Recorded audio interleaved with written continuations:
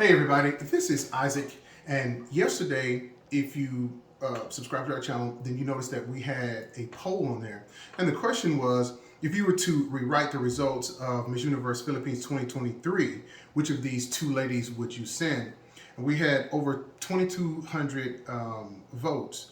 And so 70% said Pauline, and then 30% said Michelle, just so you could take a look at that. So for me, it begs the question, we know that Michelle Dee won, so why isn't there sort of this rousing support for Michelle Dee? Now, granted, this poll is very unscientific.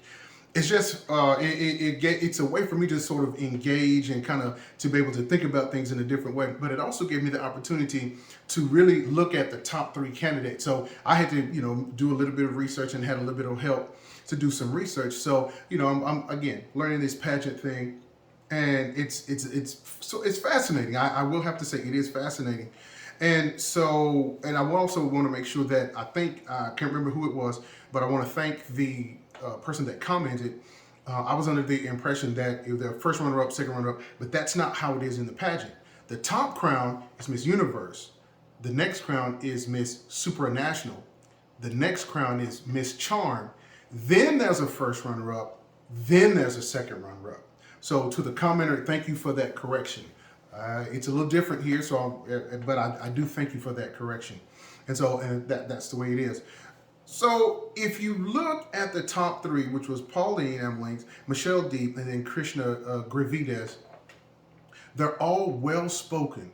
And so they all have their, they're just well-spoken. Now the answers for the Q&A, you can go back and look at a different video that I've done about that. Pauline, again, well-spoken. She has a proven advocacy, which is marine preservation. Michelle Dee, well-spoken, and her advocacy is autism awareness. Krishna Gravides, she's well-spoken, but she kind of spoke on kindness. So I don't know if maybe she misunderstood the question, but still very gorgeous. If you look at all three ladies side by side, the biggest thing to notice, at least for me, is that Pauline and Krishna, their features are a little more, I don't know how to say it, they're a little more soft, and their Filipino features are almost Eurocentric. And so Michelle Dee, you can just look at her and she is Filipina.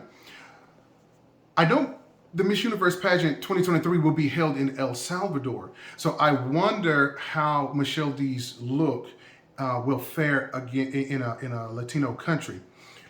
And so I don't know if that's what it is, maybe how she looks. So some of you that like to comment about these things, kind of let me know. Because when you look at Pauline and Krishna, like I said, very European features, and so I think they would probably maybe fare better. I don't know, but Michelle Dee won, and she is absolutely gorgeous to me. So y'all have to help me out on this one. And so when I begin to think of, well, why did Pauline get 70% and Michelle only got 30%, I kind of begin to think about that Bayanihan factor, and everybody wanted Michelle to win, and I'm sorry, wanted Pauline to win, and so that we had this huge swell of support for her.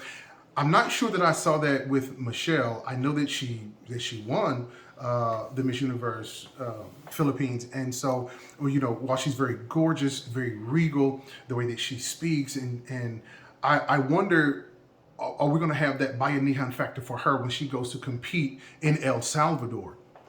It's very evident with Pauline. So I just wonder why she got so much more support. It could be something as simple as the people that voted, they saw it, and so they went ahead and they voted real quick. Yeah, I'm voting for Pauline. It could be something as simple as that. But I kind of wonder, what is this underlying current that that I'm seeing, and I can't quite put my finger on it yet. So it'll be interesting to see the comments that some of you say, and so I'm looking forward to the comments. But again, I want to make sure that I don't take anything away from either lady. All three are absolutely gorgeous. When you saw them in the pageant, they spoke well, and I enjoyed watching them because the Filipino that it's that Filipino pageant. You have all of the pageantry, and then also you know that they've been trained. You know that it's going to be good, and so you really have to have a fine eye to see the differences between the ladies. And I haven't quite developed that yet. I'm getting close. So those of you that are commenting and say, hey, and you're giving me your sort of your ideas, I'm beginning to formulate this this idea or a few ideas about what to look for. So those of you that stuck around to the end of this particular video, sort of give me what you think. Why is it that, at least in our little poll, why do you think Pauline got 70% and Michelle got only 30% of the vote? So do you think that we're going to be able to have that bayanihan factor when Michelle Dee goes to the Miss Universe in El Salvador? What do you think her chances are? I'd love to hear your comments. If you stuck around, thank you. I really appreciate it. And consider subscribing. Y'all take care.